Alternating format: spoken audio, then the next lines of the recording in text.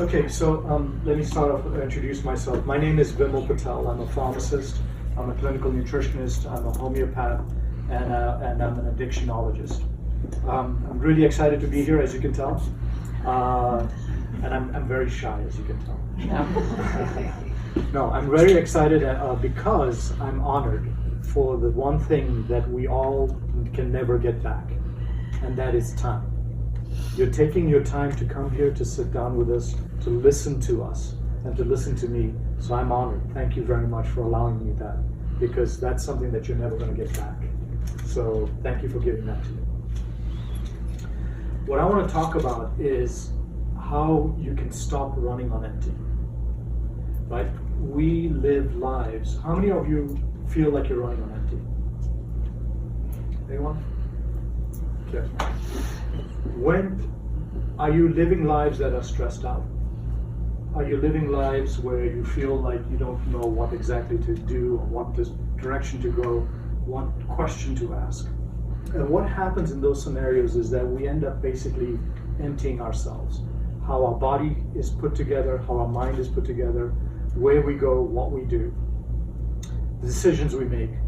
You end up basically creating a situation where you can break your body down and you end up creating ailments, right? And so today what I wanted to do is take the time to say, look, you don't have to be running on empty. You can stop running on empty. And my topic today, because of a place to heal, one of the things that we're looking to do here is to help people with addiction and PTSD. So I want to kind of lean this towards that, but this kind of applies across the board. So I want to also make sure I keep it general enough, and I'll be quick so that I'll open up for any questions that you have as well, okay?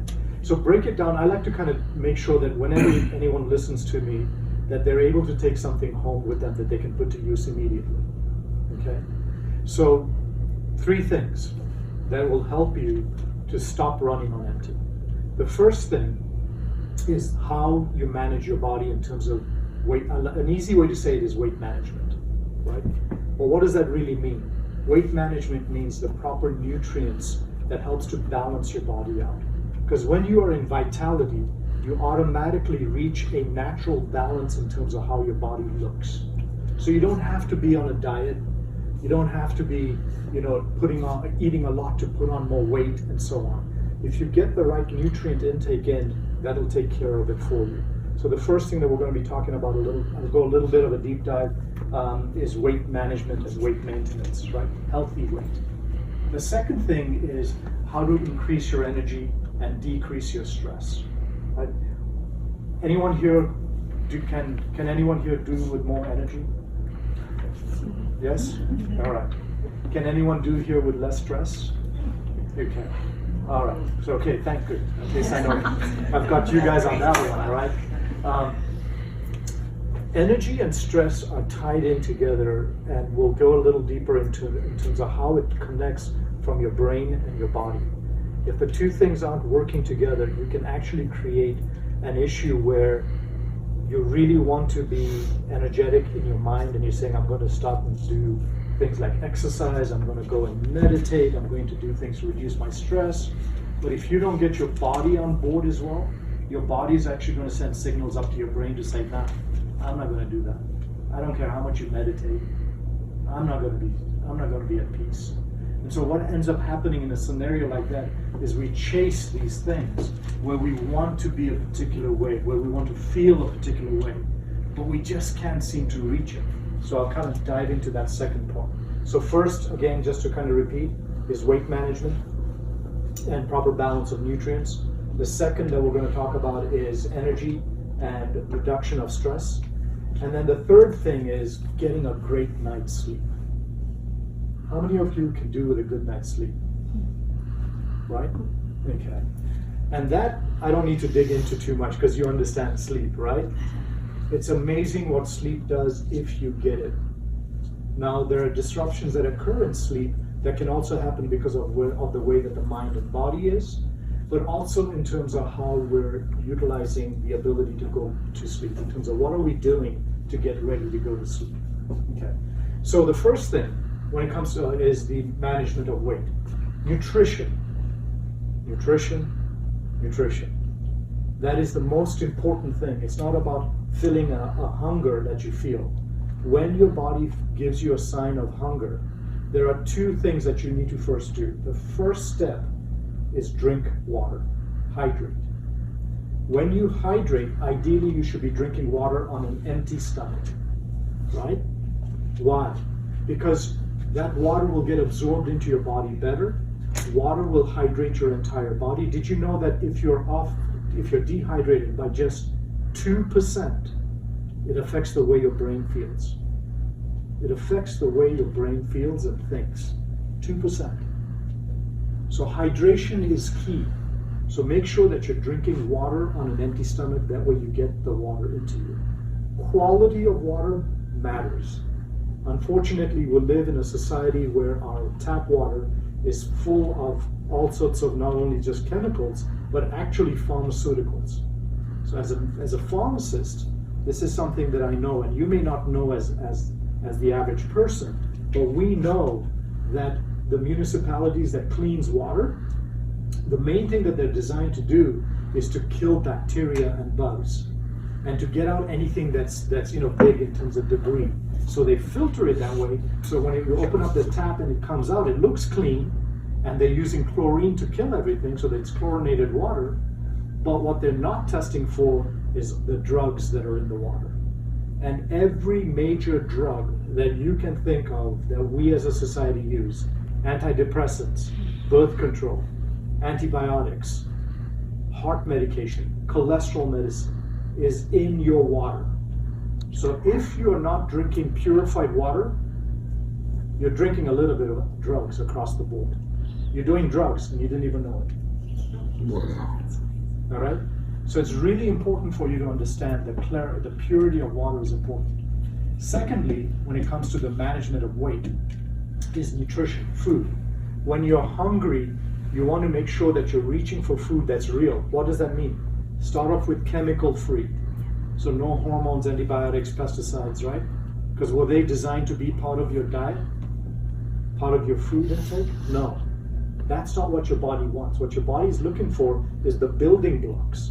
And the building blocks are going to be the nutrients, the vitamins, the minerals, the amino acids, the healthy fats, right?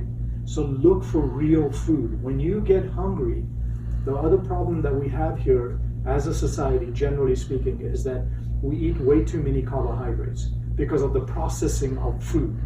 Because it's easy to process the food so that when I put it on a shelf for you to come and buy, it doesn't rot. Right? So the processing takes out most of the things, and all that's left in there is just primarily the carbohydrates. And then if there's any fats, we then do something to them, which is change them. We make them into trans fatty acids so that they don't rot while they're sitting on the shelf. So it doesn't smell rancid, right? Now you're hungry, you grab that and you eat it, you fill your stomach up with it, but you're still hungry. You still have cravings. You still want to eat other things. Why? Because what you ate had nothing in it. It was empty from a nutrition standpoint. So load up on good, healthy fats, real plants, okay? Remember, I'm saying plants, not fruits and vegetables, because you really do want to have a variety. That's another thing. Most of us eat the same 10 foods day in, day out. You don't want to do that. You're not getting variety. You're not getting the nutrients that you need. Another thing that we don't do also is follow seasons, right? Your body was designed to eat according to seasons. Different seasons, different things grow and different things run around, because that's what's needed at that season for you to take in to have the best health. Okay? So that's number one. That's how you manage your weight. If you do those things, you never have to stand on a scale, right? Because it's not about your weight, it's about the body composition. It's about how much of your body is muscle mass and organs versus fat. How many of you have heard of a very well-known singer from the 60s and 70s, Karen Carpenter? Okay. For those of you that are younger, Karen Carpenter, the Carpenters were actually a very, very well-known brother-sister group. They had a bunch of #1 hits, and she was as skinny as a rail. And when she died because she was as skinny as a rail. But when they did a body composition on her, she was obese because 50% of her body was fat. So she died because her organs, which are the muscle mass and the organ, that's where the protein and organs stay, right? She didn't have enough muscle mass and organs on board to be able to manage her health. So even though she was skinny, she was actually technically obese. Now that's the same thing that happens with a lot of these supermodels, right? So please remember, it's not about standing on a scale, it's about eating good, healthy food, all right? Now, stress and energy. Two things. If the food is not right, you're not going to get enough energy for the body to have the energy levels that you need. Where do you live? You live in your organs and you live in your muscles. When you live in your organs and muscles, that's what creates metabolism. So the more that you support your metabolism, the more you support the body's ability to create energy. One of the simplest things I can tell you to help you with being very clear in your brain and being very clear in terms of energy and metabolism is to make sure that you eat healthy fats. When you eat healthy fats, it really helps you to be able to be clear.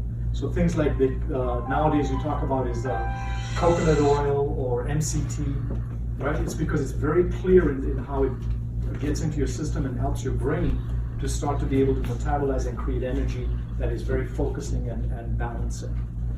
Stress is a whole 3-hour and a 3-day lecture. So I'm going to say, you know, one of the easiest things to do is a little visualization that I like to recommend to my patients. Think of yourself in your head in an elevator. Okay, that's the 5th floor.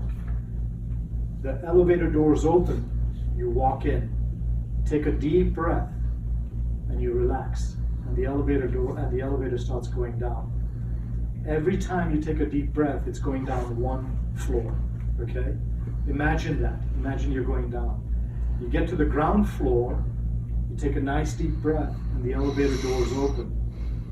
And there you see your heart with a big smile on it. And you walk out of the elevator and the heart walks towards you and you give yourselves a big embrace. How do you feel right now? Less stress. Simple things like this are techniques that we can teach you here at A Place to Heal. That'll get you to be more relaxed and we can bring the levels of energy. And then finally, sleep. Sleep, one of the biggest things that we have a problem with is the invention of light. Because of this, we send messages through our eyes, through our skin. Did you know that your skin picks up on light? So even if you close your eyes, your skin's picking up on the light. So your body still thinks that it's daylight. So it isn't able to change into the patterns that are hormonally designed for relaxation, repair, and healing. So the first and foremost thing that I recommend to anyone that wants really good sleep is you gotta go into a room that's completely blacked out. Eliminate all lights, your cell phone, those blue lights, green lights, red lights, all that type of stuff, get rid of it all. Put a tape on it, okay? Create an environment which is conducive to sleep.